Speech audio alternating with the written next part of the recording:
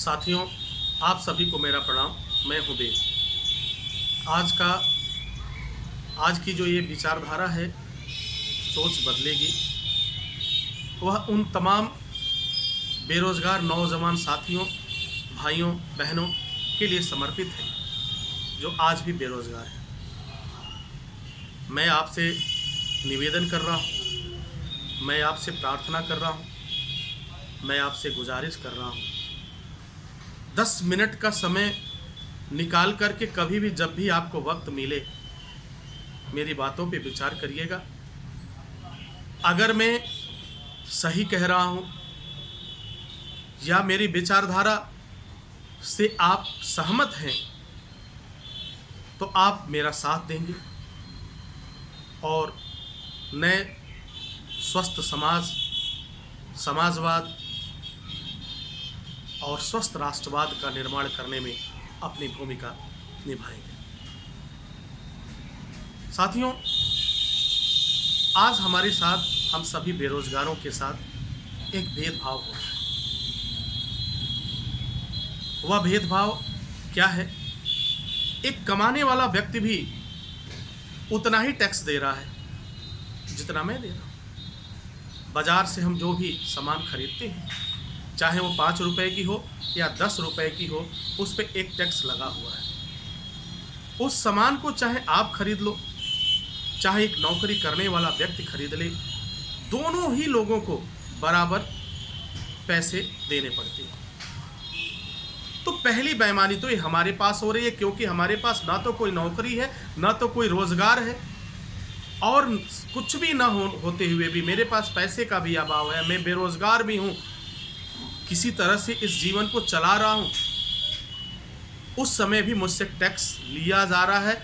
मेरा विरोध इस बात से है, बेरोजगारों से टैक्स नहीं लेना चाहिए। उनके लिए कुछ इस तरह का नियम बनना चाहिए, इस तरह का व्यवस्था होना चाहिए जिससे वो टैक्स से वो बच सके। दूसरी बात, हम लोग जितने भी भारत के बेरोजगार युवा साथी हैं, हमारे भाई बहन हैं, वो सभी लोग किसी भी फॉर्म को भरने के लिए उनसे एक पैसे की मांग की जा रही है, पैसे लिए जा रहे हैं कि यह एग्ज़ाम शुल्क है, और वो सभी एग्ज़ाम शुल्क किसी प्राइवेट ऑर्गेनाइजेशन को दे दिया जाता है जो परीक्षा कंडक्ट कराता है।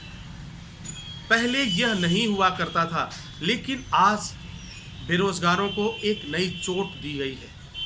ये विगत कई वर्षों से चला आ रहा है।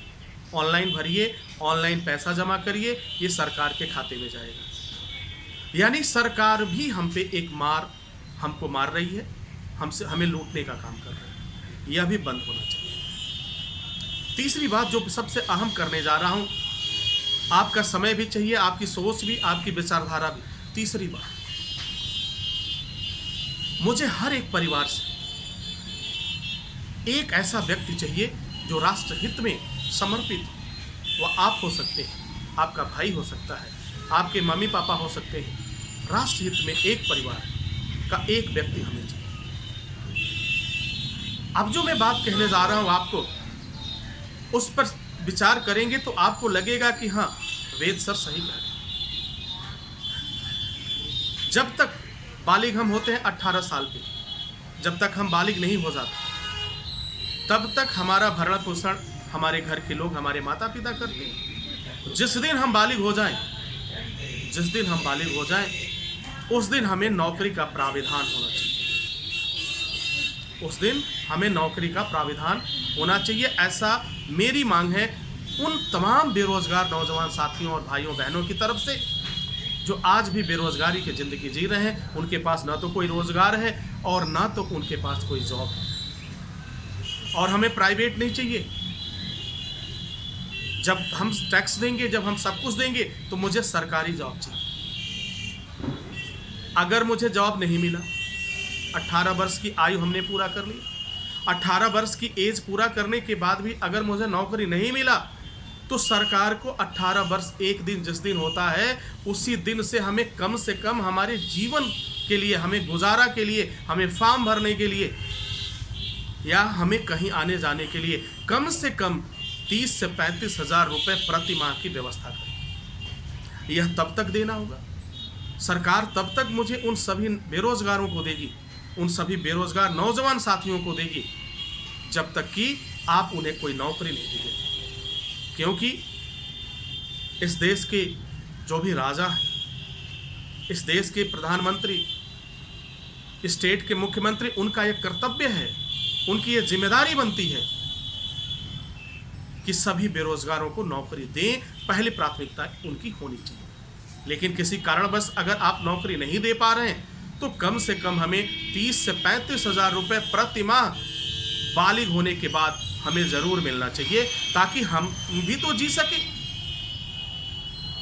ह्यूमन राइट्स भी यही कहता है, आपके यहाँ कानून भी यही कहता है, आपका संविधान भी यही कहता है कि हमें भी जीने का अधिकार चाहिए। और जीने का जब अधिकार की हम बात करेंगे तो हमारे खर्चे भी आएंगे, और उस खर्चे को पूरे करने के लिए आपको देना होगा।